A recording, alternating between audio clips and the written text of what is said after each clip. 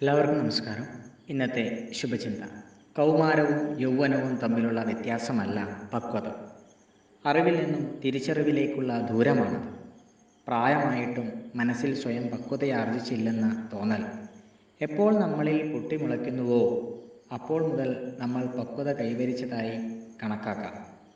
നമ്മളിൽ പക്വതയാർജിച്ചതിൻ്റെ ലക്ഷണം പ്രകടമാകുന്നത് നാം വലിയ കാര്യങ്ങൾ സംസാരിച്ച് തുടങ്ങുമ്പോഴല്ല, മറിച്ച് ചെറിയ കാര്യങ്ങൾ ഉൾക്കൊള്ളാൻ തുടങ്ങുമ്പോഴാണ്.